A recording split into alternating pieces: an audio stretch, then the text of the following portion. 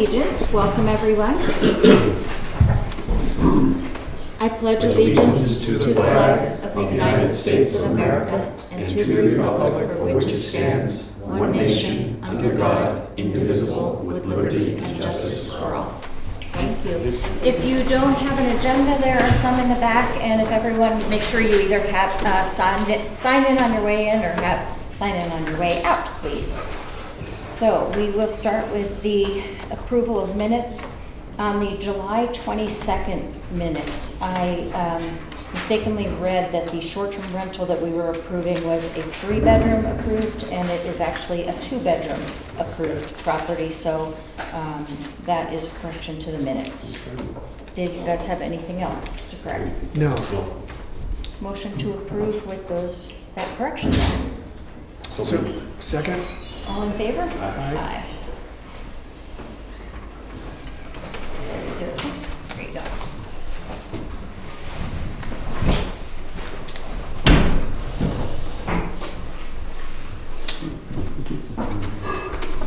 Thank you. Okay. And then we have our July 22nd non-public meeting minutes, and we made a motion to seal them, we made a motion in the non-public to seal them, so now I will make a motion in the public session to seal these minutes from the July 22nd non-public according to RSA 91-A:32E. I'll second that. All in favor? Aye. Aye.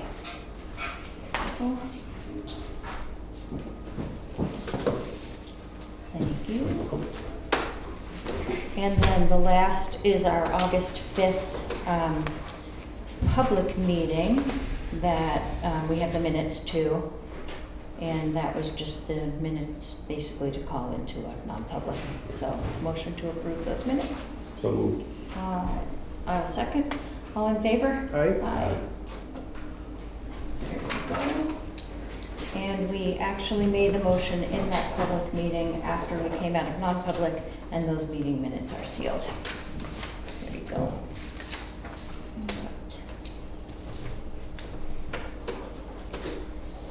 Thank you. All right. Town Hall Road update.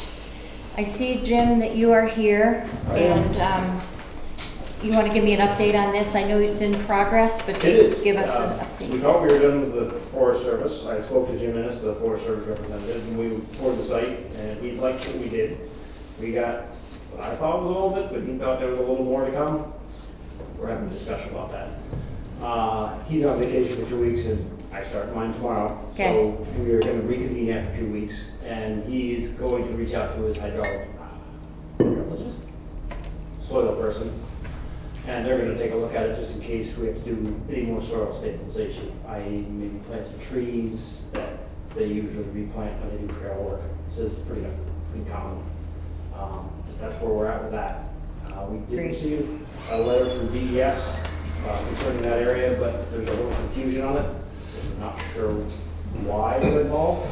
So I reached out to Burr Phillips, reached out to me, and he recommended a soil person, North Country Soil Services, Greg Howard, and he works closely with DES.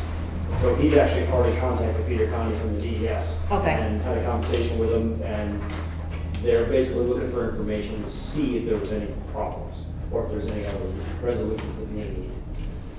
He's also aware of my situation, so we've all agreed to revisit the site in 2 weeks when I get back. Great, and I appreciate that you're all communicating well together and staying on top of this. So we'll leave that as a pending item, and you can update us probably on the first meeting in September, since the 2 weeks won't make much of a difference for that. If there's anything in the meantime, obviously bring it to our attention. Yep, absolutely. If I get any more information, you guys will know about it. Perfect.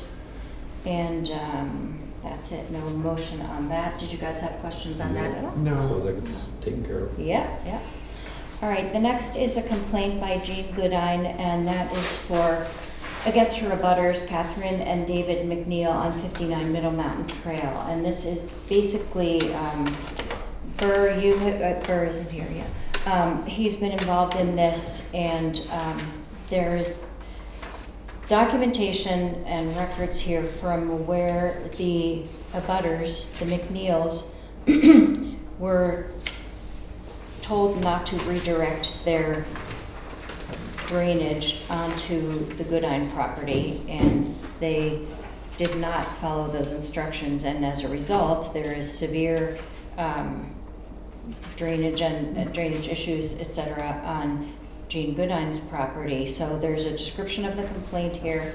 There are photos that were very well documented and pretty shocking, actually, too. So as it applies to our desk, the McNeils are in violation of our site disturbance ordinance, and mostly because of the fact that Burr did inform them of this, and the site disturbance notes, which were attached to an email that Burr had sent. He requested the designer to change, not to change something, but they went ahead and did change it anyway. So McNeil contractor disregarded the requirements that Burr had specified to them. So What's the date on those notes?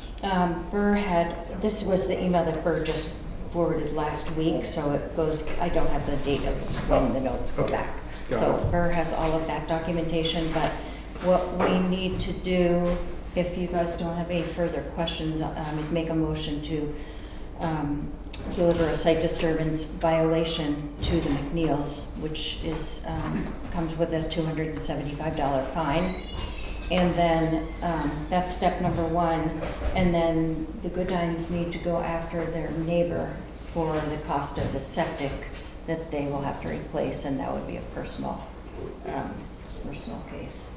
And it's really unfortunate because it never should have happened if this wasn't done right. So, questions on there? The McNeils aware of all that's happening around them? They are aware in that they were part of this to start with, and Burr had spoken to them and their contractor that put in their septic, so. Has anybody had any conversations with the McNeils since this all came about? Kevin, have you, Kevin? Yeah, I've talked to him a couple of times. I was up there with Earl Phillips on 2 occasions, maybe 3. I'm trying to think, but, you know, and we talked to the McNeils and pretty much came up with a solution. You know, it was just a matter of the contractor at least fixing what's in the backyard so the water doesn't continue to go down where it doesn't supposed to. And they never just, you know, it wasn't going to be expensive. It was a pretty easy fix. The septic system, that's another issue, the one that got blown out. That's, I don't know, if someone's insurance will pick that up, I'm not sure. But that's a civil matter between the 2 property owners. Right. It's a good thing like this summer so far, so you know, we haven't had any rain in like 2 months. Yeah. But we haven't had any of these big storms where it drops 2 or 3 inches in like 2 hours. Because eventually, all the material that came out of that brand new septic system is eventually going to come out on Tin Line Road. It's just a matter of us getting, you know, a number of storms. So hopefully it gets fixed soon. Okay. I'm Jean Goodine. Hi, Jean. But I spoke to Catherine McNeil fairly early on, and she was not concerned or ignorant about the problem. But anyway, the conversation accomplished nothing. Okay. And this person who put in the septic system, Doc Gilmer, said he doesn't want to do anything about it now until, like Mr. Bennett was saying, you know, the problem gets resolved above me because of the fresh up. Yeah. Do we have a timeline on when he's going to do this work, Kevin? No, as far as I know, they're not. They kind of just shut everyone off, and I haven't heard a peep from them. So I don't know what's going on. So this will, if we make a motion on this site disturbance violation, that could get the wheels turning a little bit, and I think we should follow up with them, Kevin and Burr possibly, or we can invite them to a select board meeting or something, and then Jean, you'll do what you have to on legal side of things, unfortunately, to, we'll keep you in any conversations that we have that we can provide you with information. Bob? Do we know, is McNeil an out-of-town homeowner, or is he there living year-round? He's out of town, he lives in Plymouth, yes. Okay. And I was hoping we would avoid lawyers, because they're neighbors of mine. Yes. You know, get lawyers involved, there's gonna be ill will. Yeah. And, one day at a time and one step at a time, like I said, if this can get the wheels turning perhaps and bring it to the attention that, that they need to fix this, we'll, like I said, we'll be involved from Burr's and Kevin's standpoint and see what we can do. This needs to be fixed now. Yeah. I mean, what are we waiting for? We gotta get, I know we're just gonna send them a notice, but they gotta get this done now because it might start raining this weekend. What a mess it's gonna make up there. Right. So, So let's, They were also just approved for a short-term rental. for this property, McNeil? Yeah, a couple weeks ago. how timely. Does that carry a second offense with it, ordinance? Yes. It does. Read the bottom. Appeal, there's. They can file an appeal within Mhm. 30 days, Mhm. and then, I just see And it. if not, then It's been it's assessed. Yeah. daily, it's a daily fine. something. I don't Yeah. know the RSA. Yeah. but Maybe we'll It pull is- that together though and see. I don't know that. Okay. All right, so I will make a motion to sign the site disturbance zoning ordinance violation and send that off. okay, second that. All in favor? Aye. Aye. And then Julie, would you leave this as a pending item on our agenda so we can follow up with this until it gets more attention? And then Kevin, if you ever find anything else out, or if they contact you, or if you feel like we can do anything else, like Frank said, to move this along from the town standpoint, just keep us posted. I will, yeah. Thank you. And just to be clear, he needs to fix what he didn't do. And that's what the site disturbance ordinance is about. And if he files within 30 days to appeal it, he can go through an appeal process. If he doesn't have it fixed if he doesn't file for an appeal and he hasn't fixed it within 30 days, that opens the door for a Right. second offense that will be a daily fine. Am I correct on all that? Okay, Yes. good. It does, not necessarily about the Goodines Yeah. Case. piece, but for the site disturbance, Mhm. Right. that he remains in And violation. The two are related, so Yeah. I can't do anything about my Right. situation. Exactly. Until they Right, do something about it. yeah, Well, okay. And I'm just asking a question, maybe you can find out from the planning board. Do we have anything in our short-term rental ordinance that says if they have any violations against the property, that might just be something to think about in the It's future? under the nuisance RSA, Mhm. which we do through Kevin. Nuisance. Okay. We'll keep that in mind. Make a note of that, please. Short-term rental. Okay, to be continued. All right. The next is a complaint that we received. And Jim, this one is for the town, is it Thornhill Road or Town Hall Road? This is Thornhill Road. Okay. I don't know where the confusion came in on Town Hall Road. Yeah, That's what That Call it a okay, typo. that's okay. That's Okay. So, do you want to fill us in on that one too? This is the town and Joan Carter. She has a lot for sale on the top of Thornhill Road on the Jackson side. Last year, we installed a culvert. Comes across from, don't remember the number. It's Dr. Neal's old house. Mm-hmm. We had a water issue from his driveway. It kept washing into the road, all the driveways. So in conjunction with the new homeowner, they regraded the driveway. We installed a culvert and redirected their overflow across the road. In doing so, it was missed that we didn't advise the homeowner on the other side of the road that we were doing this. I don't think we realized who owned the lot. There isn't a whole lot of water coming off that side, other than the heavy rain and when it comes down the driveway. I've looked at some of the options of changing it. My least favorite is removing the culvert, only because I just finished chip sealing that road, so it's kind of sealed for the next 7 years, is my dream. There's some alternates. We can install another culvert across, I don't remember the name, I apologize, the That's Neil's okay. old property, where we installed the original inlet. We can try to change the flow and send it to the next culvert up. But that may be costly for the homeowner and us, because there's not a lot of place to put a ditch on that side of the road. The slope from the edge of the road to the rock wall, which is existing on that side, is pretty steep. So I don't even know if I can get a ditch on that side. There is some mitigation work we can do on Miss Carter's side, like a small retention pond to hold the water back. But that's about all I can do on that side. There's not a lot of place for the water to go. Burr Phillips and I met up there and we walked the property a little bit and took a look. I don't really see a whole lot. We could ask for an easement to redirect some of the flow, but other than that, it's just an empty lot. So until there's a plan in place for the lot, I don't see what we need to do yet. Well, and read her concerns, but I guess I'm a little confused. Do they have like the lot's still for sale, right?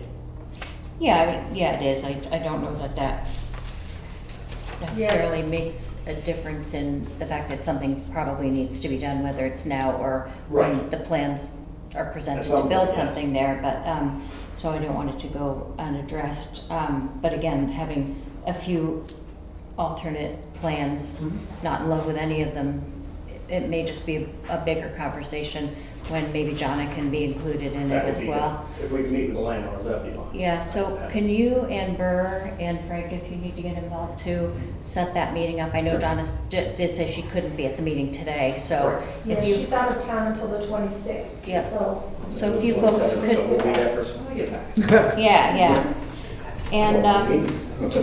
And I think that, one thing you mentioned that, that we talked about a little bit based on this is that anytime culvert work is done Yeah. in the future, notifying the abutters and making sure that they're all aware that you're doing work, making sure that they've had no previous issues, just knowing that we've got so much work going around the town and we're doing so much work on the culverts and the roads. I think anytime we can give a template letter to the abutters, that would be a great practice.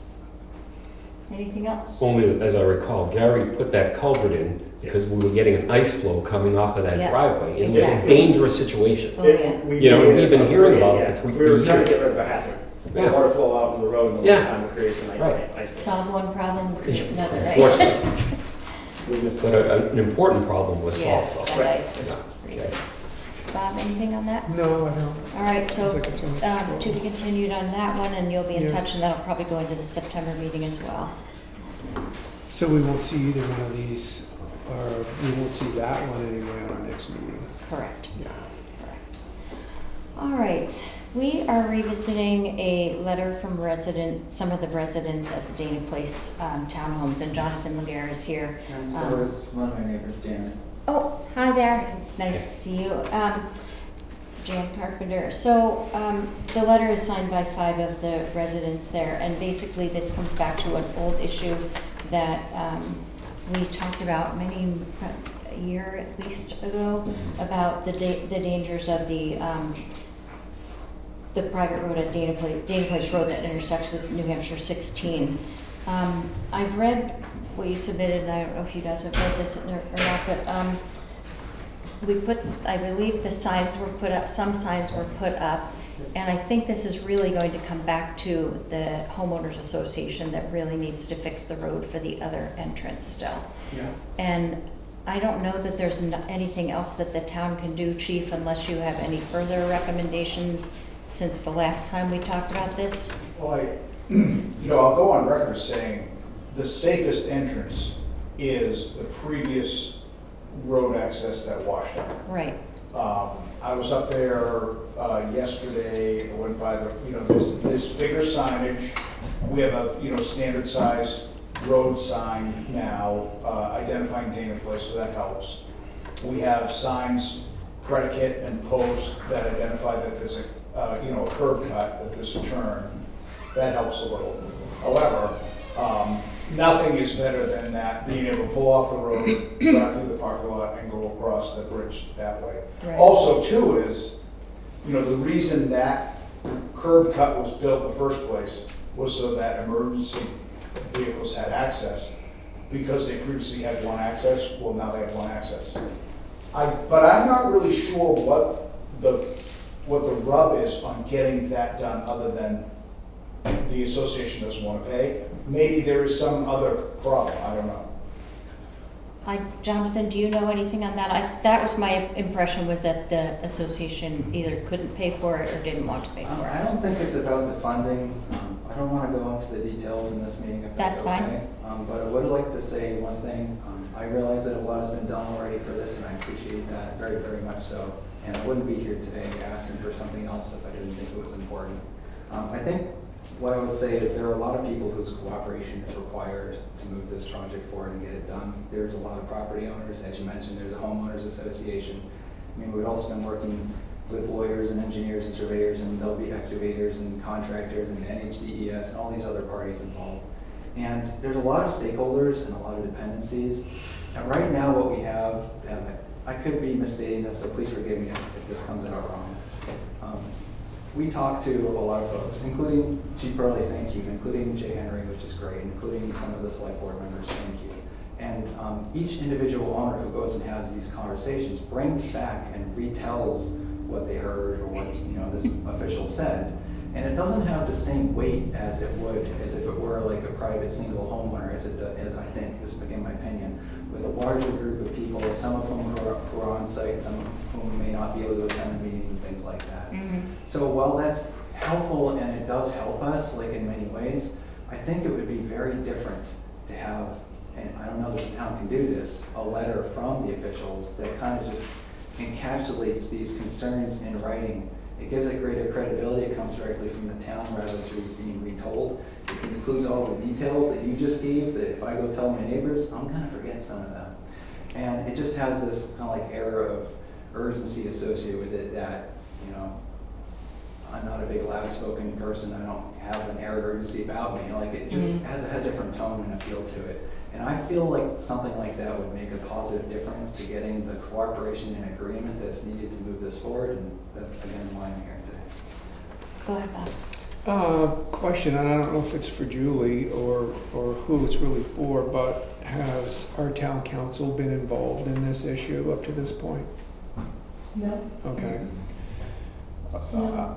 I'm thinking something in writing, if he understands all, and I understand it's not even just a one homeowners association. You've got all kinds of different Parties. groups that all have to agree to an assessed amount and everything else. But if we're going to put something in writing, shouldn't it be from our council, who is brought up to speed on the issues and understands the town's responsibility, and can then relay that to all of these different groups?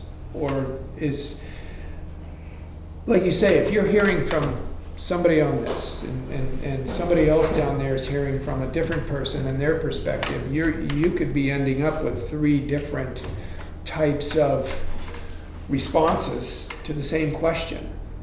And none of it's in writing, and so I understand the challenge, but I'm feeling like, isn't the best person to put one standard response in writing the town council?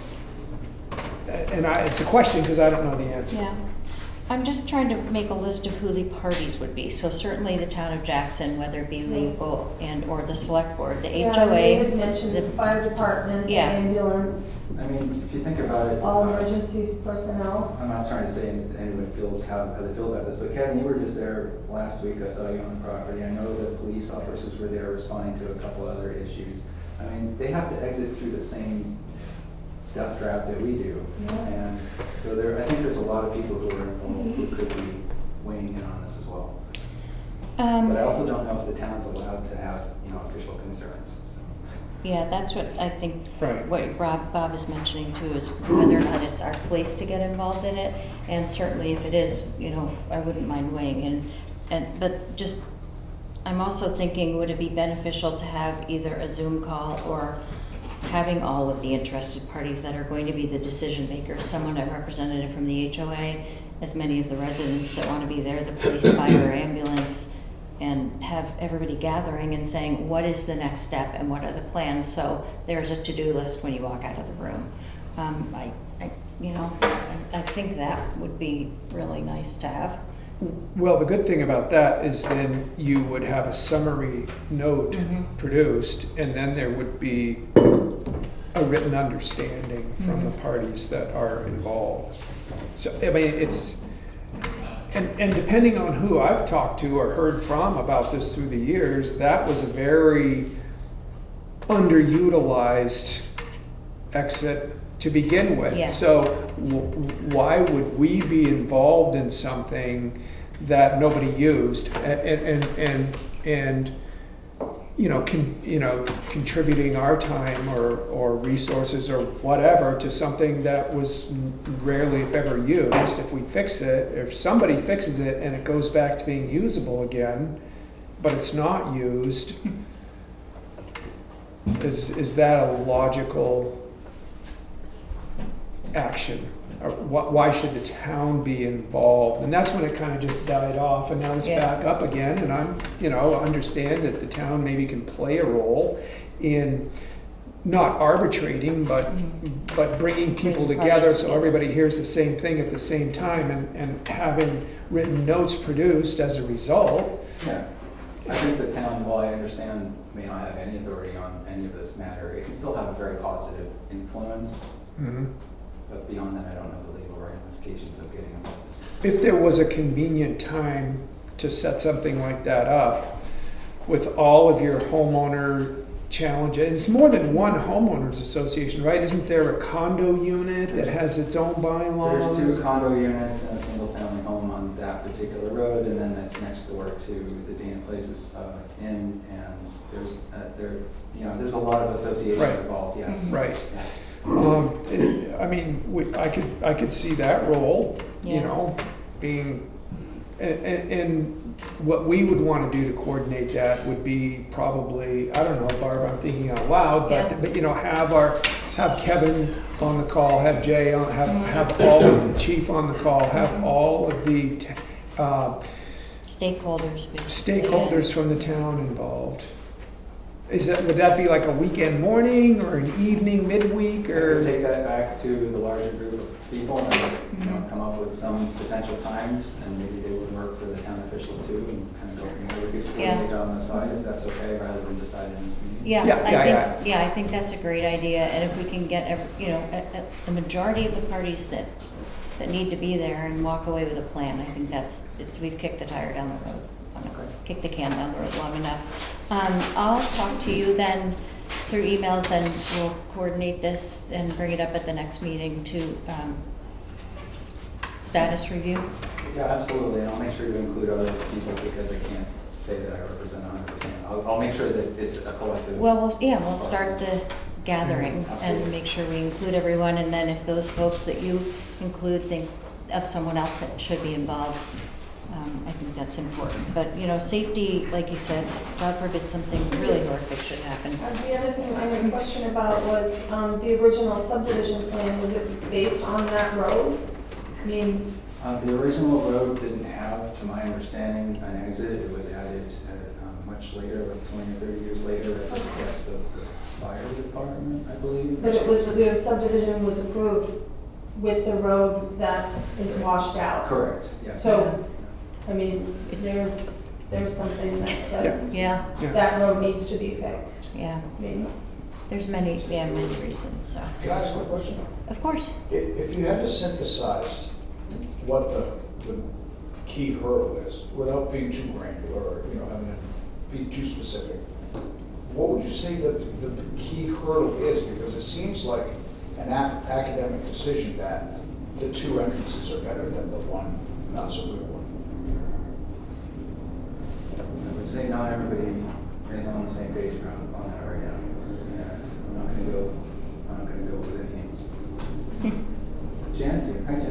I'd like to say something, because all of the residents on the road, the two condo associations, Jefferson, Mount Washington, and the two individual homes, number 11 and number 25, we have all signed an agreement to put in a new bridge, a new river crossing, and we all put in $15,500 toward that. We have an agreement to put in a restoration of the stream crossing, and we're all ready to do that. We worked with Burr Phillips. It took 1.5 years for permitting with MTOT. I mean, it was a very complex process, and there's just all of those people agree. I've had my unit since 1970. My mom bought it. There was no south egress, ingress when I was growing up. That was put in, as I recall, in the late 90s, so that it was Mr. Dunn's house at the end, number 11. When that house was put in, they needed to be able to have fire trucks and emergency service vehicles go in and then come out. That egress, ingress. Our fire ponds are on the other side of the road by the Wildcat townhouses, so the fire trucks would need to come in, douse us with water, go out to 16, turn back to the fire ponds, and then keep circling, and they could never do that with how it is right now. You cannot even pass 2 fire trucks. You can barely pass 2 vehicles in there coming in and out. But yes, all of those homeowners are in agreement, and we wrote checks, and it has now been installed, so we lost all the contractors to have it built this summer. Me going in and out of that south entrance, it's like playing Russian roulette. I'm scared every day, and I'm more scared for my kids going. There will be an accident. There was a very deadly accident in 2019. It was a handyman from the Name Place Inn that was killed, and a resident of the Wildcat townhouse that was injured just a few feet south of our interest. I tried to contact the state of the RSA 19 for a chief early suggestion to get other accidents on that road, because it is known, as you put in that article, as a very dangerous spot because there's nowhere to go. But they refused and couldn't give me that information. Okay, so, that a lot of that is great information that if you can encapsulate it too and bring it to the meeting, so we can gather these documents. With that, these documentation is going to make a lot of difference in how quickly we can move this along and the urgency of it. So any of the things that are very factual, or like you said, how it used to be and the history of it and why it is so necessary for that road to be fixed, that would be great. I'll touch base with you, Jonathan, and all other interested parties, and in the next few weeks we'll get some time on the calendar to have a... Can I just say thanks again for all of your attention on this matter again. Yeah, hopefully it won't be on the many future agendas, right?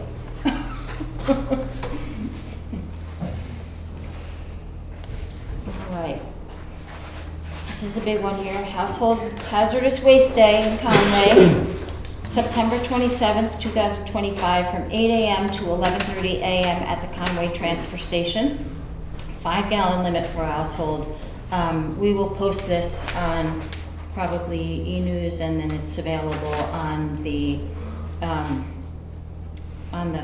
I believe the transfer station in Conway on their website. But anyway, Conway Household Hazardous Waste Collection Day, September 27th, from 8 to 11:30.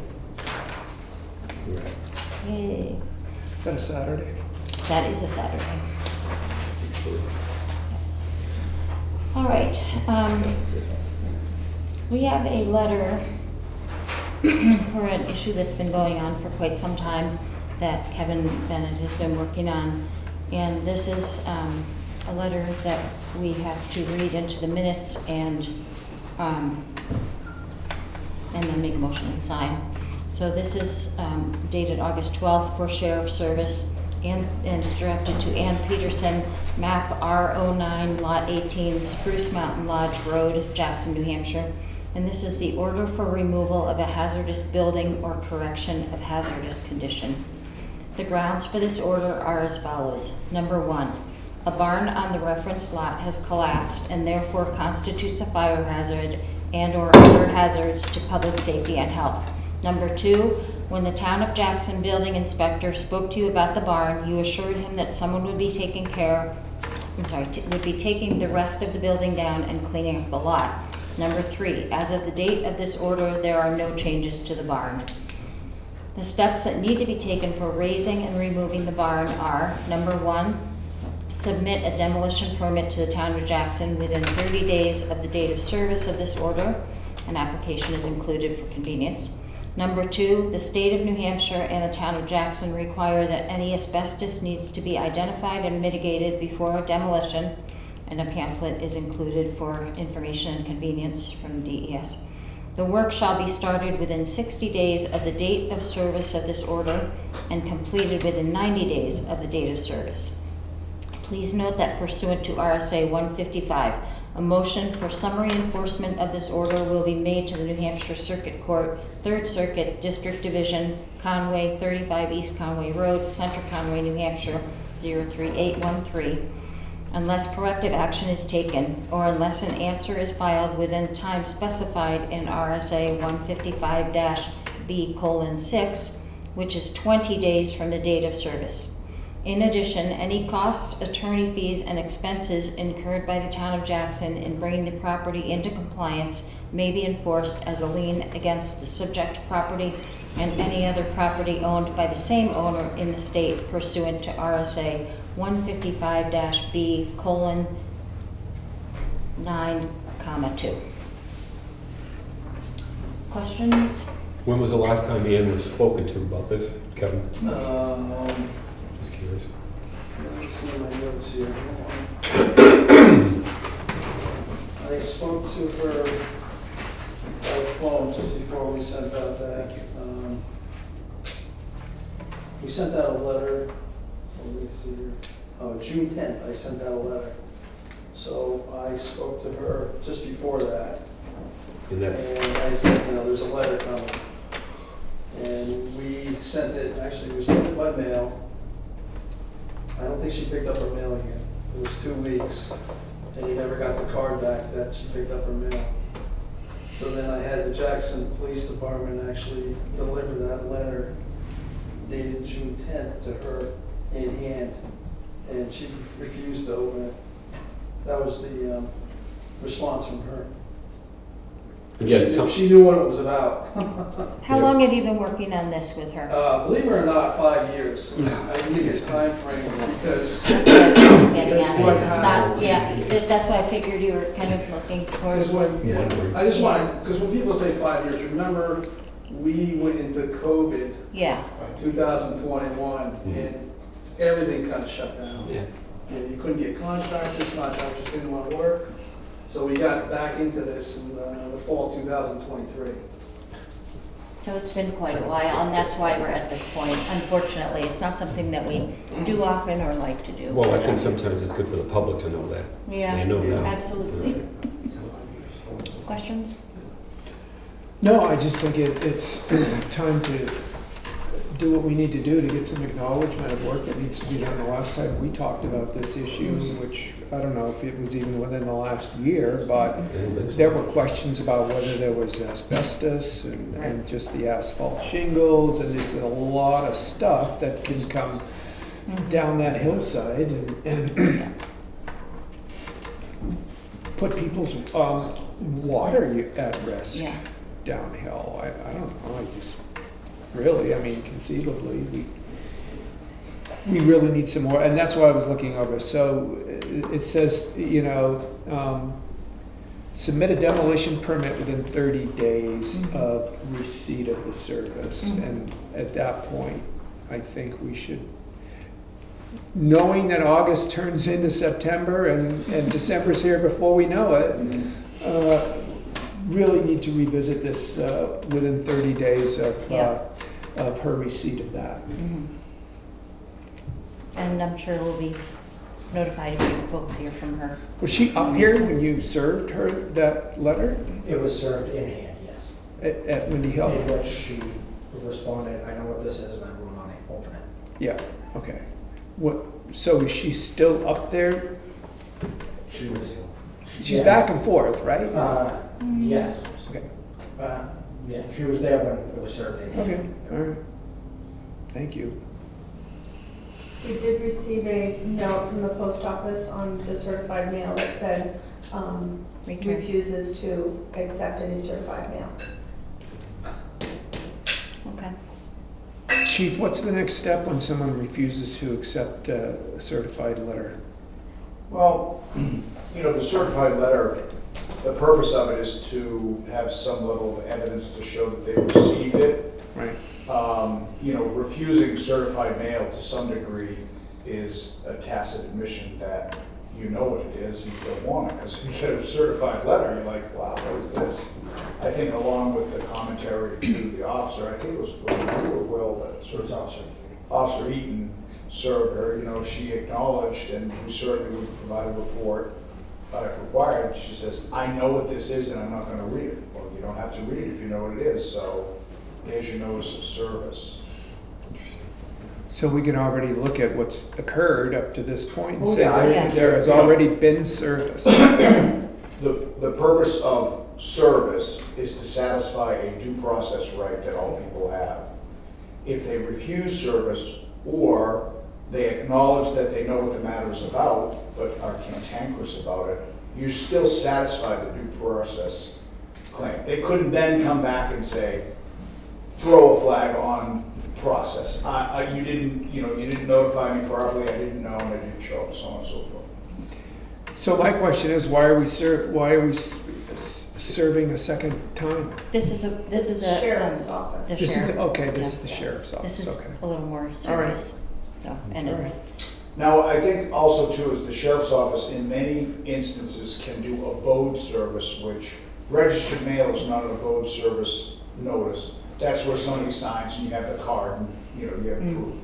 The sheriff's department can often do abode service, really for most of their service of process, with a few exceptions. And they will fill out a report that says the matter was left at their home, and that becomes the satisfaction of the due process notice. Got it. The component of notice due process. All right. And how will this be presented to her? By a deputy By sheriff. the sheriff. Okay. He'll either leave it at her Yeah, house, Yep, that's what you were just talking about. usually in a plastic bag on the doorknob if they don't Okay. accept it. And they'll mark a form that says abode service, and they'll do a report that says abode Okay. service, and that's retrievable. Okay, All right. thank you. Um, Do you need a motion? Yep. I'll make a motion that we take steps to work with the sheriff's department to serve the notice that you just read in the minutes earlier. I'll second it. All in favor? Aye. Aye. So in there. All right, the next on our agenda is transfer station stickers, and I want to have a bigger conversation about this because we had a conversation about this at our joint meeting about the fact that our stickers are fading, and so I think because of a time constraint today, what I want to do is say that in the meeting, that if anyone has noticed that their transfer station sticker is faded, which they do after a few years, please come to the office and get a new sticker immediately, because that helps the guys up at the transfer station to notice which town you're there for. I think the bigger thing we need to talk about in a meeting is, do we want to make these stickers renewable, where they have an expiration date? Yes. Well, I think, yeah, and part of that is the sticker fades because it's so old. Yes. And we have heard from the staff up there that there are people that clearly no longer live in town but haven't taken the sticker off their vehicle and are still using the transfer station to dispose of waste, and so that's the bigger issue. Yeah. Not a color change or anything like that. And I think that it does speak to a conversation that hopefully takes place, that we should really consider having these stickers renewed and maybe look into town. We want it to be as painless as possible, Yes. but we want somebody coming in up to that transfer station disposing of waste we want the staff to have confidence that they're current residents, and that's not the case right now with many Right. people. So I guess, like I said, I want us to think about what the best way is, and maybe talk to Karen and Gloria. Do we do it when people register their vehicles? Do we do it at a certain time? And Right. come up with some suggestions. But in the meantime, just saying to people, look at your sticker. If it's faded, even a little faded or old, just come in and get a new sticker. It's very painless. There's no charge for it. And just make that happen. And then we'll continue this at a meeting where I have more time. Yeah. Thank you. Okay. I appreciate that We'll leniency. marinate our time. Yeah. All right, fire station, lots of action out there. Any big news? Lots of action out there. The framing started this week, just as we were, our timeline indicated that it would. And I know it's like boring for me to say the same thing every time, is that it is under budget and on time as far as all of the work packages. You know, time goes by and items become closed, and they become closed, which means that the costs are contracted out and locked into. So the further along we go, the more locked in we are, and you know, the contingency is there, and we intend to have the framing, I think, done within about 2 weeks. Great. So, yeah. It's exciting to see it going up. Yeah. All right, town hall moving updates. Stephen is not here, but he gave Julie an update that there will be a sidewalk form existing to the parking lot of the new location, and if the town will shovel, he wanted to know if we will shovel it in the winter. Well, Jim, we'll talk to you about that at another time, and we'll get you guys figure it out. Yeah, let's put that on we'll put that as a question. Who's gonna shovel the sidewalks? All right. The fire pond easements that we discussed in the last meeting, our town attorney is working on language for the easements, and we will have them prepared for either the next meeting or the meeting following that. So that's the update on that. Excellent. And then Black Mountain fireworks permit, let's see, we left that as at the last meeting, and I don't know if we want to discuss that today or if we want to table that based on our pending other items. Up to you. Well, we talked about not taking action up there in any way until we got the results of any investigations that have taken place up there, and we had time to review them. So I'm not really in a position to take action on anything until that actually happens. I think that's probably the best way of looking at this right now, but I know that I've spoken to an awful lot of people about fireworks up there on New Year's Eve. And most people are saying they want you to succeed, and they feel that that is a use that they can live with, making sure that the distance between animals and people and residential areas and all of that are taken care of. But he's right, we're going to discuss it further, but I think that there's a lot of enthusiasm for the idea that I've run into while talking to people in town. So I just wanted to say that. So we will table that until the next meeting. Trevor, can I comment on that? Or? I'm not going to take any comments on that at this time because I'm going to make sure we get through the rest of the agenda and there's time for public comment. We'll get that. Well, I'll make a formal motion then that we table the fireworks permit conversation for Black Mountain Ski until such a time as we've been able to review any and all pending investigations up there. I will second. Okay, good. I'll second. All in favor? Aye. Aye. All right, we have a short-term rental violation for map V08 lot 26-2, 146 Tin Mountain Road. Glorio is the owner.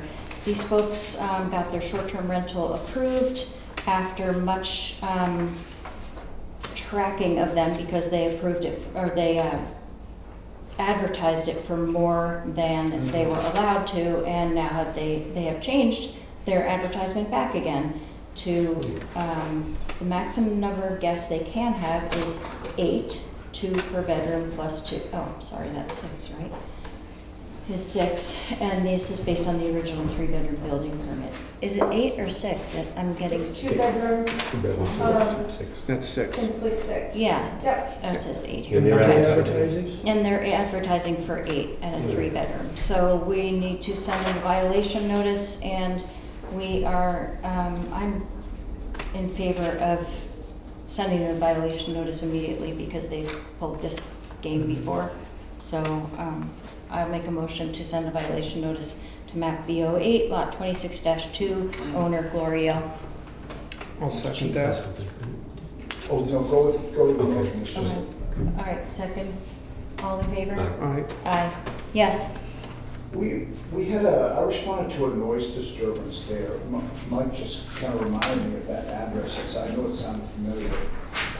And my question is this, is we don't have a mechanism to know who is officially a short-term rental or not.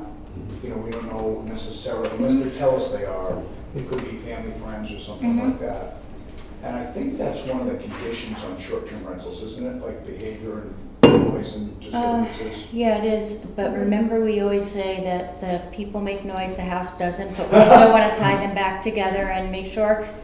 Julie does have, and Betsy do have records of all of the short-term rentals that are registered. Yeah, so I guess my Yeah. question was this, and that was just the kind of like framing the question is, do you want some kind of mechanism set up so that we notify you or notify Julie when there's a disturbance we respond to at what that could be or what we know to be a short-term rental? I think that would be a great mechanism, yeah, and I think just notifying Julie and Betsy in the office so we can tie that back together and keep track of them, that would be Yeah, fine. we can do that.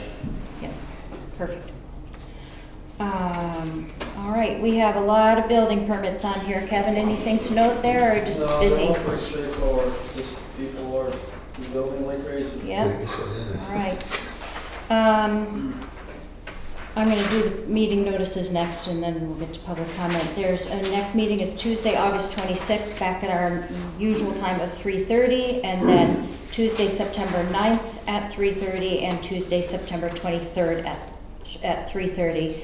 And it's crazy, but we're probably gonna be starting to talk about public hearings, ordinances, and budgets after that. So just, start making your apple cider and having donuts. Public comment, Eric? Thanks, Barb. I have a couple. First thing, the e-news that was sent out on 7/30/2025. I'm not sure who authors or writes that, but it specifically said that you organized a meeting on June 24th to discuss the Whitneys in Black Mountain Pond. Jay Henry, Bert Phillips, Kevin Bennett, additional people, representatives of Whitneys and Black Mountain were invited to attend. That was not true. We were not invited to attend. So I would ask that maybe the board or the select and make a correction on that e-notice if possible. What was the date of that again? 7/30/25. Thank you. My next piece is, I think the town is in receipt of our notice of appeal on the fine for the signs. So you should have that. And then finally, on the fireworks, I don't think it's entirely worthwhile to us not to discuss these things. Last time, we were told that we couldn't discuss it because you hadn't received payment. Today, you've told us that we can't discuss it, and you've tabled it officially because of some investigation, which I think we all know doesn't exist and has been completed. And it continues to do harm to Black Mountain. And I would agree with Frank that a lot of people do want Black Mountain to succeed, and they do want fireworks 1 or 2 times a year. And if we're going to have a community discussion about what those fireworks mean and everything, then we have to have the discussion. We can't just keep tabling it. So if we are going to table it indefinitely, then we will have to seek alternative relief Thank you. with the courts. All right, any other, Jerry? 2 things. One, the use of tar and chip on the roads recently is something we haven't done in years. And I don't remember the selectmen advising us during the budget hearing that that may be how the roads are resurfaced. And I just think that if we're not funding the road group, the highway department sufficiently to do normal hot topping of the roads, then maybe that should be revisited by the select body. Because I think that the tar and chip is something that's used normally for very rural areas or for towns that have very low budget abilities. And I don't think Jackson's a poor town, and I think we could properly resurface our roads if the selectmen funded the highway department appropriately. I don't remember the select body advising us during the budget hearing that that's the type of surfacing that we were looking at. So I think that's something that you need to look at in your future budgeting for the highway department. The other thing is with respect to the fireworks, I think that our present ordinance needs some looking at, and maybe our town attorney could advise how it could be better written, because I think there's some flaws in it the way it is. That's it. Thank you. Well, I won't say it. Sorry. Anyone else? All right, thank you all for coming. I will make a motion to adjourn at 3:55. Second? All in favor? Aye. Aye. See you too. Thanks, guys.